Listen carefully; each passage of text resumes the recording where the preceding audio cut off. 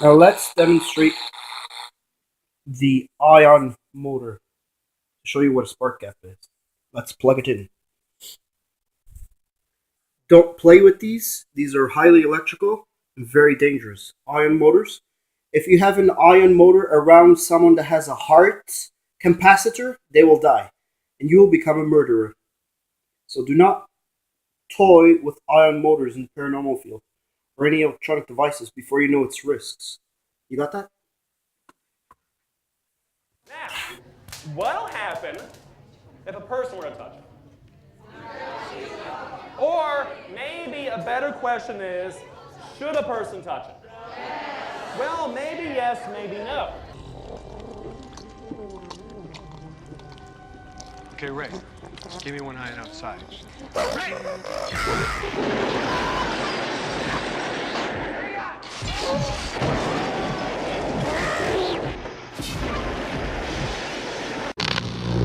Danger!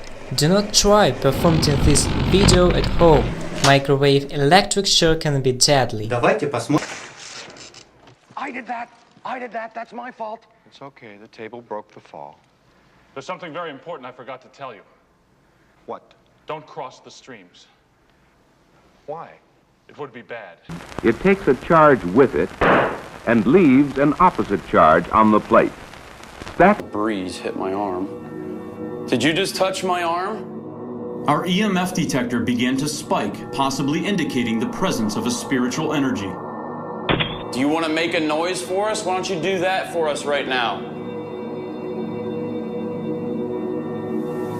What was that? You hear that? What was that? There was like a little cry. Yeah, I just heard like a little female. I did too. Did you? Yeah, I heard it too. Okay, ready?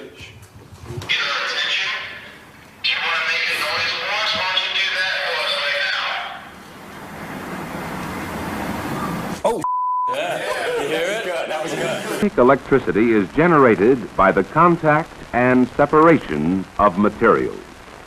Static electricity generated as the metal disc is lifted from the plastic plate flashes the fluorescent tube. It takes about 10 volts of static electricity per inch to excite a cold fluorescent tube.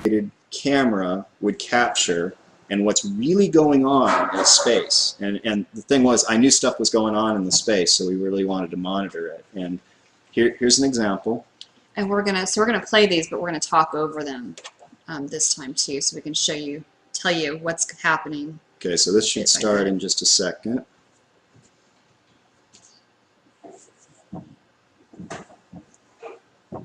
Okay, so this is my security camera system that I had in my old lab.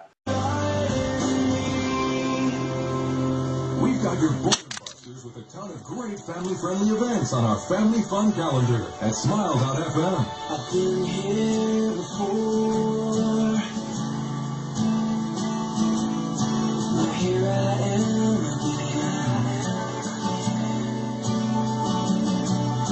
Standing at the door, praying you'll let me back in.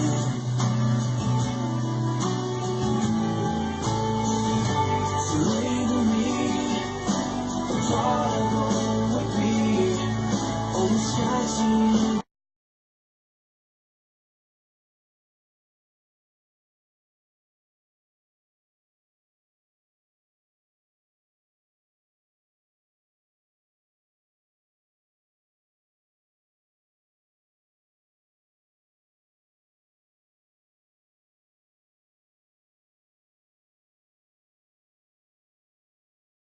Other environmentally interesting targets of opportunity during the day passes.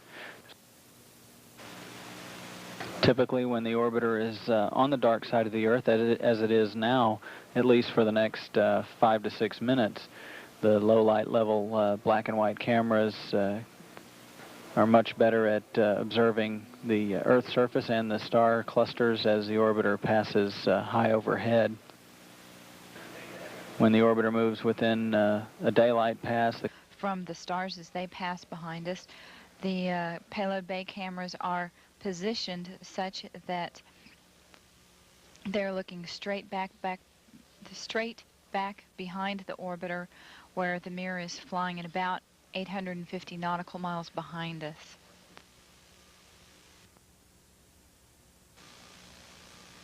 No joy from here. Sorry. Hope it was a good one, though, for our friends.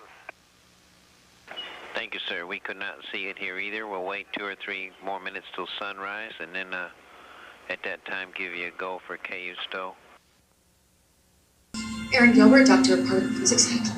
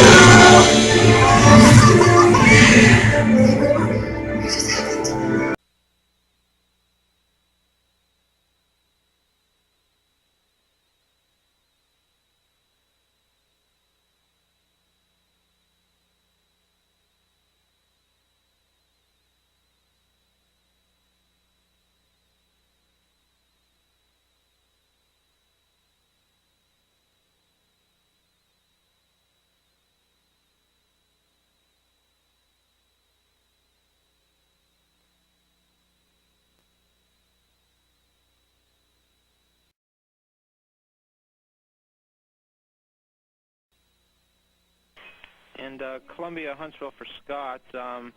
If you haven't adjusted the 35 millimeter intervalometer yet, you could adjust that to 2 seconds. If you've already passed that step, that's no problem, and you can proceed. Okay. We'll go to 2 seconds on the intervalometer. It's no problem. Just take a couple seconds to reset.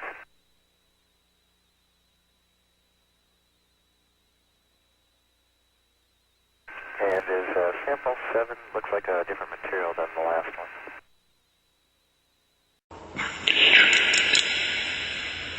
Who whispered? Who whispered?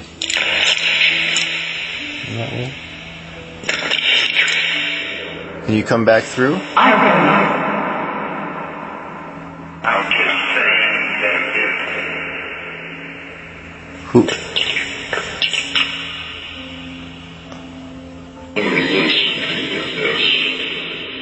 I'm listening to this. I told you.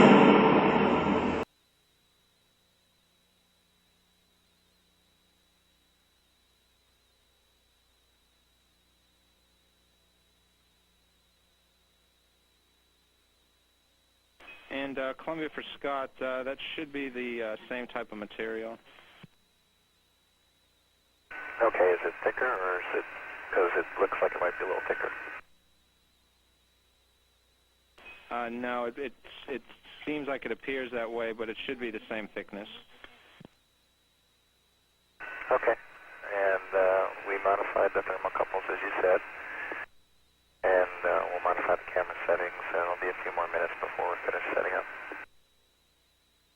Okay, copy that, Scott. That camera was something that they noticed in their last data run. Okay, thanks.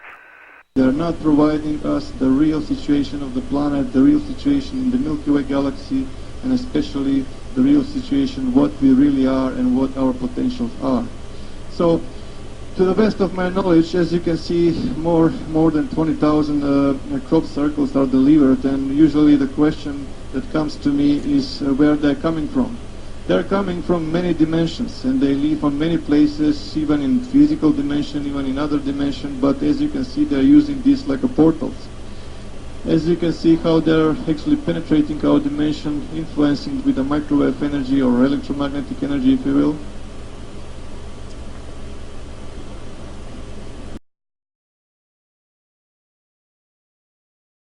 And the shot on the left is the IR camera.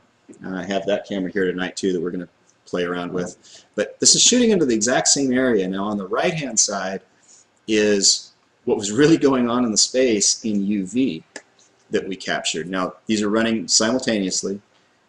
All of this UV energy was just forming out of nowhere, moving around, manipulating, and people have watched this and they see faces and all this other kind of stuff. I don't see anything other than a blob moving around in the room, but this also led me to believe that, or to notice that, man, that IR illuminator is washing out all of the good stuff that's happening. So if I really wanted to see what was happening in the room, I had to turn all that off. And we had to use the cameras to capture the light anomalies themselves. Did it end? It did end, and I think it's replaying. So let's look at another side-by-side shot, kind of the same thing, but in this one, is there a little bit of a beginning to it? Yeah, a little bit. Now this is a shot. I'm in frame, and another investigator is in frame, and I'm wandering around, and this is toward the end of the investigation, and I'm wandering around through the shop, and we were all getting tired, and I start saying, all right, if there's anybody here, this is your last chance. Do something. Show me something right in front of my face. Do it. And if you look on the right-hand screen, right as I'm saying this, initially there's a fluorescent light bulb above me that started to fluoresce in UV, and then this energy jumps down basically right in front of my face, just as I asked.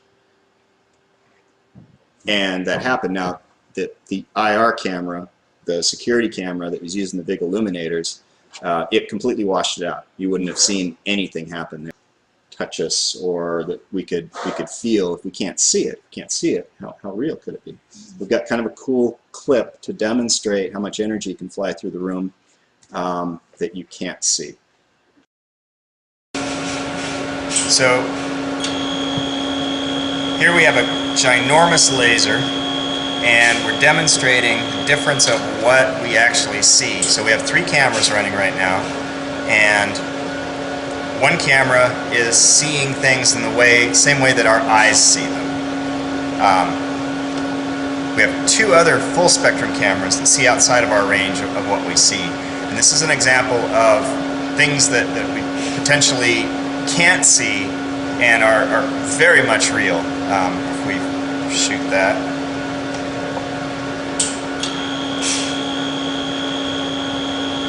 So in the full spectrum cameras, you can see a beam traveling right in front of me right now that's powerful enough to light this piece of wood on fire. The other camera, the typical camera that sees what our eyes see, basically is invisible. So I can't see this beam at all, even without the glasses on. I can't see a thing that's happening in front of me. Yet the full spectrum camera that sees both into infrared and above into below into UV picks up that beam path. Hi guys, happy Halloween again. I don't know which camera to look at.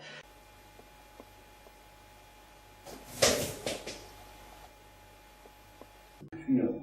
K2, you people number 1 and the cross has moved. Holy shit, that's... I'm not religious, but that's...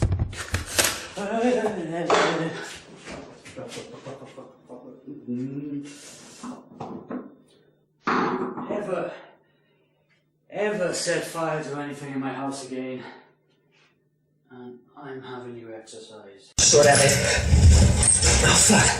Stand there. I need the paper. Oh fuck. It's down there. Oh shit! What the fuck? The wall's on fire! No!